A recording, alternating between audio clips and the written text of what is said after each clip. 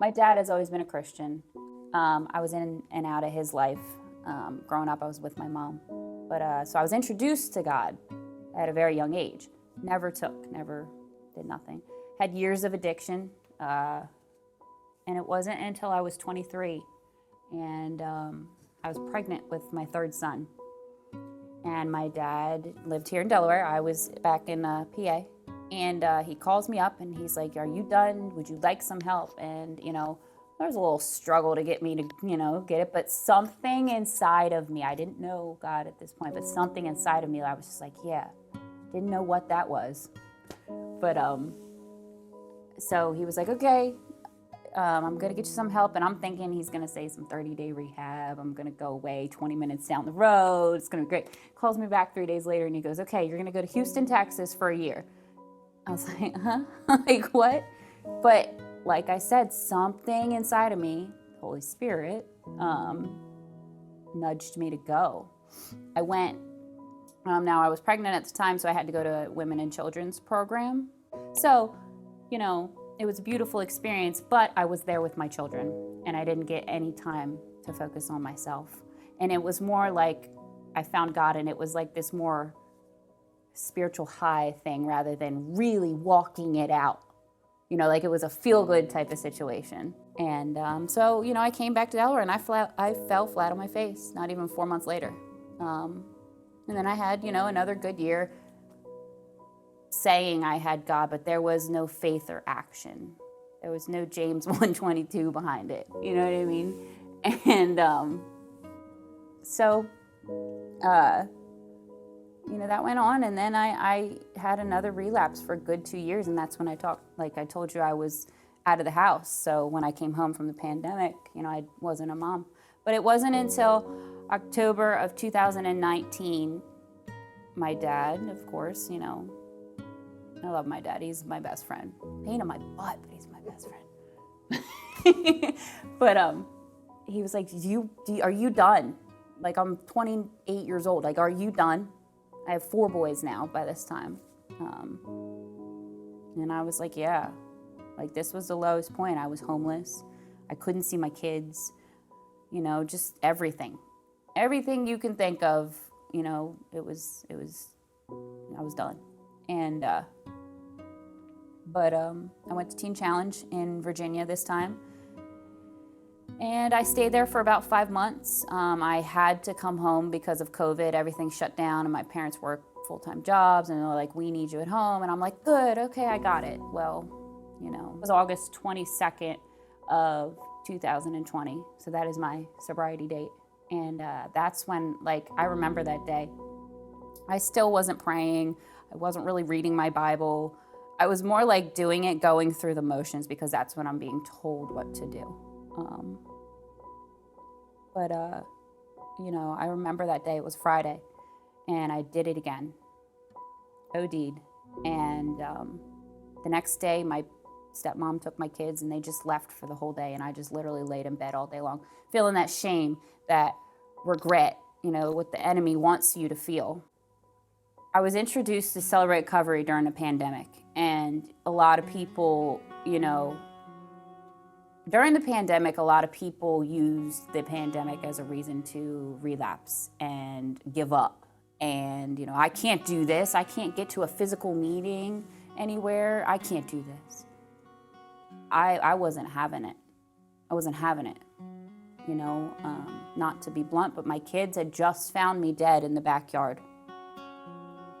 And I was like, enough. This is enough. So I started Celebrate Recovery on Zoom, and I met with those women every Tuesday night at 6:45 on Zoom. And then I got on my Zoom call on Sundays, and I started my step study. I don't think I met them in person for a good 4 months. I wasn't having it. I had to have something different. And it was beautiful. It was, the first couple steps were easy for me because I already knew Jesus and I knew God. And I'm like, yes, come on, I know it. I want him. Let's go. But we still went through them. But talk about the gift of desperation. I didn't care if I didn't see you in person. I needed to know how to fix what was going on inside me with God. because he was there waiting the whole time with his hands out. It was just me taking the action. And that's what I always missed, was the action part of it. But yeah, I love Celebrate Recovery. My favorite part about going here is I sing, and I like to write music, and I just love going and being able to worship for those 3 songs that we do, and just sitting there and just like, that's my favorite, because being in other programs that I went to, like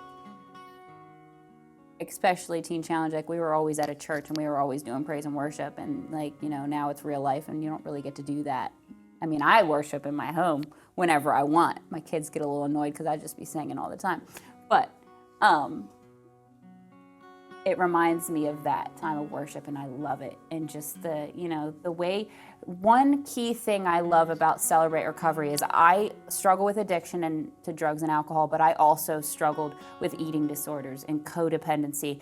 And at Celebrate Recovery, you can talk about whatever. It's not just like a one specific thing. So like, you know, if I'm okay with my drug addiction these months, something else might be creeping up and I need to talk about it, and I can freely do it there. And there's no judgment, everybody understands. Nancy has been a key person in my life. She is from day one. Now, last year when I was stuck in the house, I couldn't drive, couldn't go anywhere, freaking out, didn't really know anything about myself or recovery or how to be a mom, and just screaming kids all day long in the house, and she would pick us up once a week and take us to the beach. Yeah, Nancy's been there from day one. She's still there for me. Me and Nancy do Bible study on Mondays now. If I need to take one of the kids to the doctor's appointment, Nancy is there if I can't find anybody else. Nancy took me 2 weeks ago and I got my permit. Like, Nancy did that. Like, Nancy has been such a key person in my life. And, you know, I don't know how I'll ever get to repay her. I think I won't have to repay her. Just walking it out and staying, like, that's more of a payment for her than anything would ever be, because I know that feeling. I was with a woman yesterday and she came to my house and we're reading, and she was all closed off, had her sunglasses on and just closed off at the beginning of it. And then I'm starting to dig and I'm, you know, showing her love and showing her this. And by the end of our meet, she just opened up. And let me tell you something, that is the most beautiful experience to watch happen to somebody. Like, just, and that's, I guess that's how it would be for Nancy, to watch somebody grow. Yeah. So yeah. Do you guys want to hear my song real quick? I have it recorded. Yeah? I was lost, but now I'm found. You picked me up and put me on solid ground. When I was scared, you showed me the way. In the stillness, I heard you say, my sheep, they listen to me. I know them and I see them, and they follow me. Be quick to listen and slow to speak. Listen to my direction and come follow me. Now I know that I heard your voice. I will listen and I'll make the choice to walk in your will every day. Holy Spirit, guide me when you say, my sheep, they listen to me. I know them and I see them, and they follow me. Be quick to listen and slow to speak. Listen to my direction and come follow me.